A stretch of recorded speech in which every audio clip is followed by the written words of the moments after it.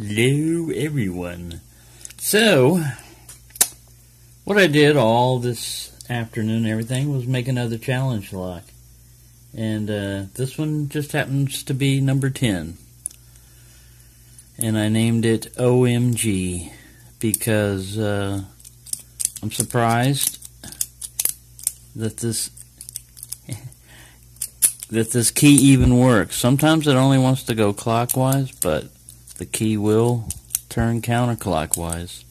And frankly, there it goes, counterclockwise.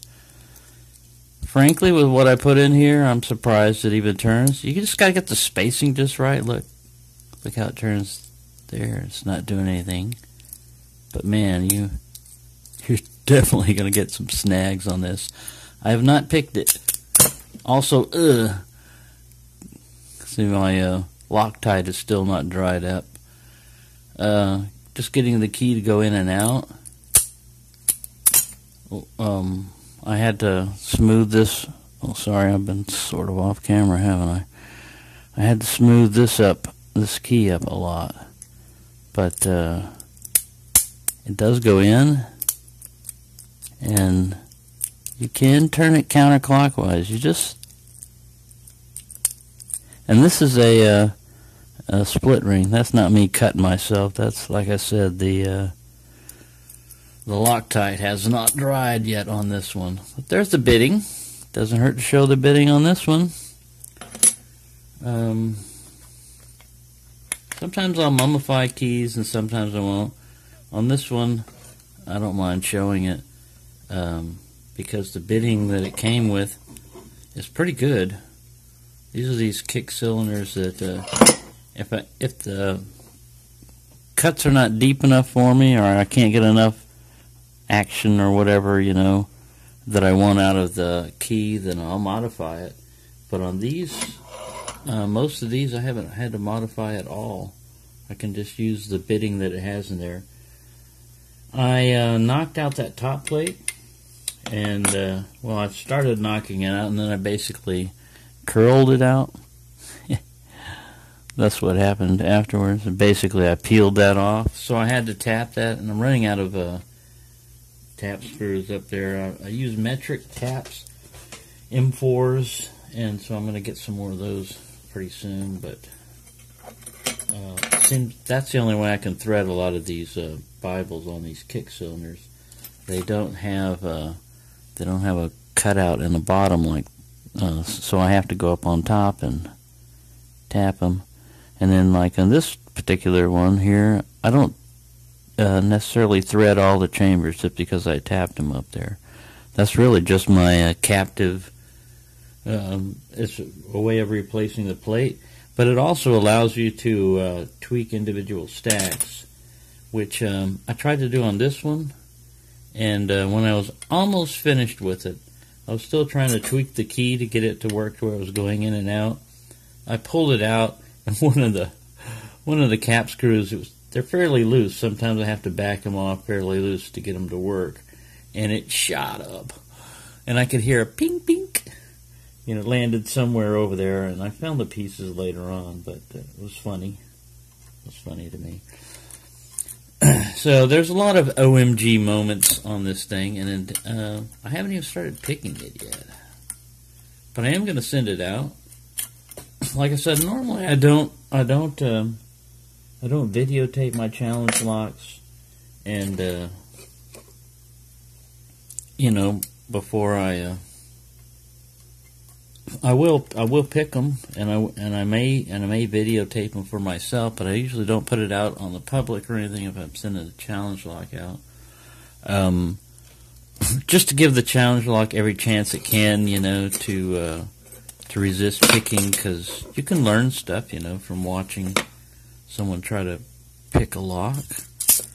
And you can duplicate it when you try to do it yourself, and you can skip a lot of the errors that they make and stuff like that. You can learn something. But this one I don't care. It's number 10, and I just wanted to celebrate that I've done 10 challenge locks, which it's just doing one. I've only started recently, And this doesn't incorporate every wicked thing. That was the one that's going to Mr. Bill Bacardi. Ooh, I just went in there and just touched some pin and went, you heard that click and it just moved. But Mr. Bill Bacardi's getting that Trilocathon, which incorporated everything that I know so far. It doesn't have pin and, you know, that guy feels mushy, but I'm just pushing on him just to see what is happening. All right. He's kind of staying up there. I'm kind of trying to get the feel of what kind of tension to use on this, too, because you don't want to overdo it when you've got serration. Ooh, I got a good movement there. I don't know if you saw that. I think that was 5.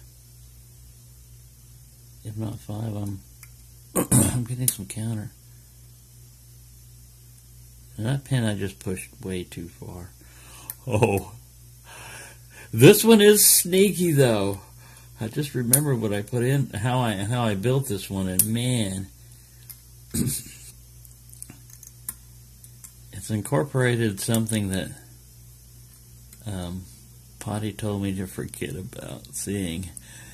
He said, "Forget you ever saw this." It's Potty or Foxy, one of those two of my buddies in Germany had a very challenging lock, and I incorporated something from that in here. And if it engages, man. But that's what I want, you know. I mean, I like a lock that's kind of all right. I think I have to change this hook here, this SS Dell. He doesn't have enough oomph to him. This guy's almost postal hook deep in his, so I got to watch out that I don't overset stuff when I use him. I'm just going to go hit 1 and see what's going on with him.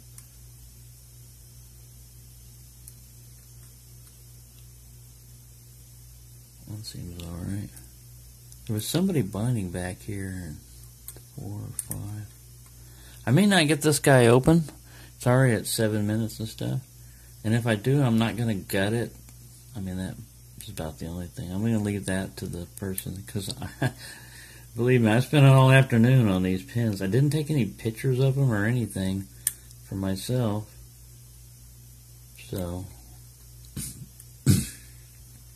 but I remember most of what I put in here.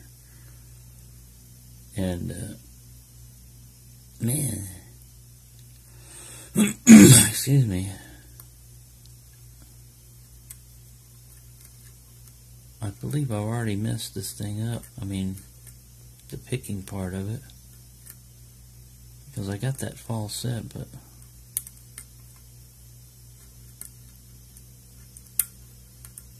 I'm letting some pins fall back. Acting like 1. I can't. It's like rock solid on 1. I have to counter rotate and see if that helps. Ooh, yes, man. I dropped almost everything, but man, that was something else on 1. Alright, let me see if I can go set anybody else back here. I'm way back there by like 5. I feel a little bit of something going on. I think I'm going to drop everything. Yep, I sure did. Wow. Well, this is going to be an interesting lot. I'm going to mess with 1 again. Try that.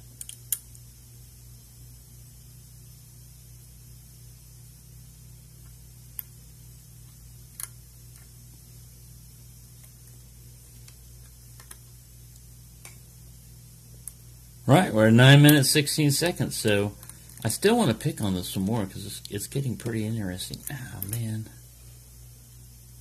I had that set and then my tension wrench slipped all the way down into the keyway. My pry bar. And this bottom one is just to protect the warding, because I know I'm going to be picking on this sucker for a while. Ooh, I got a slight movement on the core when I just brushed past somebody back there in the back. That's what happened the last time. I just brushed past something and it immediately, alright, I got a binder here in the middle, slight movement, and a couple of clicks on like 3. Everybody else right now is springy. 1 is acting up again. Cool, 1 is acting like a gatekeeper, man. You go to set 1, and then everybody else drops back. So, at least so far. I mean, it depends on how far it gets picked, but so far it's acting like that.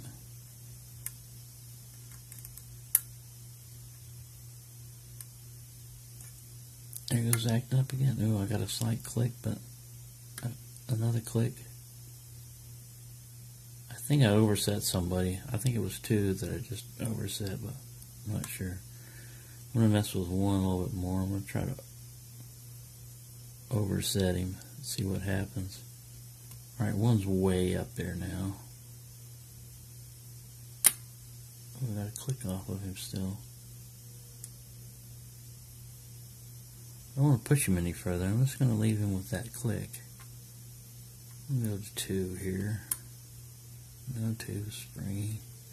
3. Already at 11 minutes. Damn, it's getting interesting too. Well, I'm going to keep messing around. Keep the camera rolling. If I have to, maybe I'll fast forward through some parts.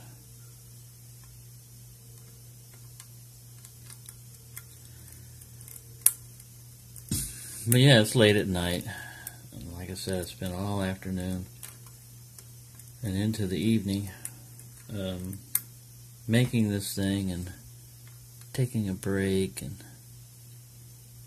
coming back and making on it some more. You just run into a lot of different difficulties trying to get your pin heights right, and then making the key pins, because I didn't want them all standard, you know. I wanted to make them, put some special stuff on the key pins, and then picking the drivers. I kind of I will tell you on the drivers, I kind of used some commercial stuff in there, some Locknoob stuff and some regular commercial stuff. So I'm trying to go for deep fall sets in this particular lock, as I do with most locks. I mean, I like a lot of feedback, but this one I'm trying to get deep fall sets. So there we go. I'm going to cut this one off right here at 13 minutes or so, because I know I'm not going to get it open right now, and I'm probably not using the right hook. That one might need to be used in conjunction with something else, but I don't think I'm using the right hook right now on this one. So let me let it loose, and maybe a couple of them. 2 out of 6. So there you go. Let's little number 10. OMG. OMG. I didn't open it. OMG. So that was already a little scratched up, because when I was threading the chambers up there, I was using a pair of pliers, and I gripped it like this, and I had to bend it like crazy. At first I was just holding it with my hand, but it got to hurting my hand. So there we go. I'm picking on my own challenge locks, and they're resisting me.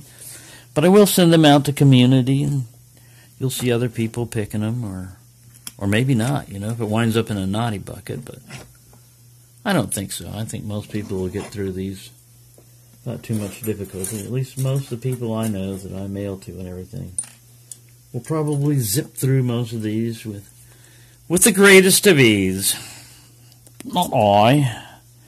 Anyways, I'm having fun doing it, so thank you for watching, and happy picking.